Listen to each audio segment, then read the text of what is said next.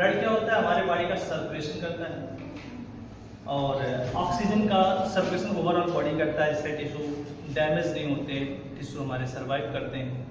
ये सारी प्रक्रिया होती है ब्लड के थ्रू। और ब्लड में ही हमारे बॉडी में मिनरल सप्लाई होता है, जिससे हमारी जो है मसल्स से डेवलप होती हैं, बॉडी ग्रोथ करता है। जितने हार्मोन्स हैं प्रॉपर हार्मोन्स वर्क करते हैं। हमारा जो मेंटल हेल्थ होता है वो भी अच्छे से वर्क करता है। तो हमारे ब्रेन में सबसे ज़्यादा जो है ब्लड सप्लाई होता है विद ऑक्सीजन कैरी करके लेके जाता है, तो जिससे हमारा ब्रेन भी अच्छे से वर्क करता है। ऑक्सीजन की अगर लेवल थोड़ी सी भी कम पड़ जाए अथवा ज़्यादा हो जाए तो हमारी बॉडी पर उसका प्रभाव देखा जा सकता है। तो इस कारण से हम ब्लड को, थोड़ा सीरियस टॉपिक है, इस पर बहुत ध्यान देते हुए पढ़ेंगे। Blood is bring oxygen to nutrition to all the part of the body, so they some keep working blood, collect carbon dioxide and other waste material to the lungs, kidney and digestive system. That means करें जो blood होता है bearing इसका work होता है, ये हमारे body में न्यूट्रिशन को सप्लाई करने का काम होता है। फिर कह रहा है कि सभी हमारे शरीर के सभी अंगों से एक कलेक्ट करने का काम होता है कार्बन डाइऑक्साइड। अगर हमारे शरीर में कार्बन डाइऑक्साइड कहीं पर जो है डिपॉजिट हो गया, जमा हो गया, तो वहाँ के सेल डेड हो जाएंगे, मर जाएंगे।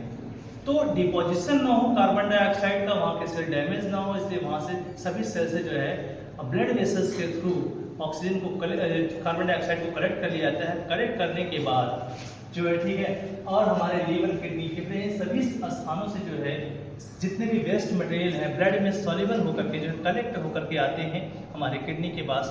किडनी उनका प्योरिफिकेशन करता है।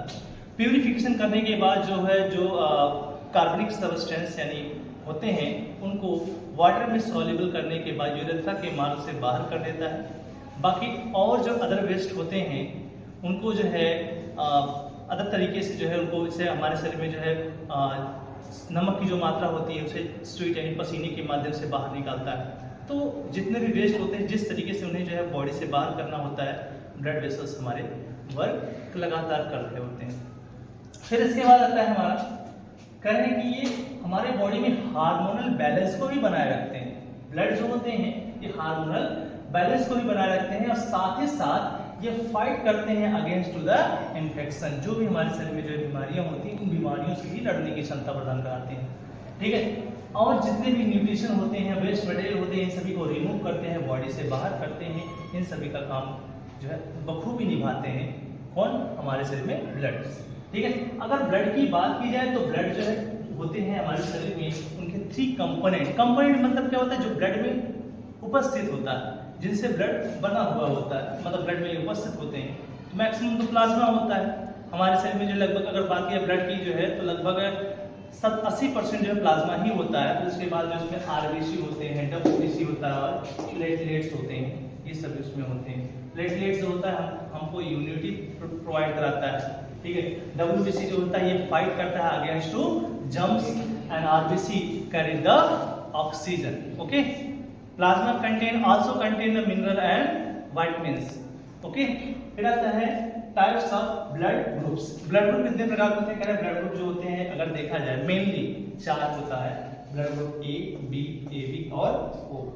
लेकिन जो है RS फैक्टर के अकॉर्डिंग ब्लड ग्रुप जो है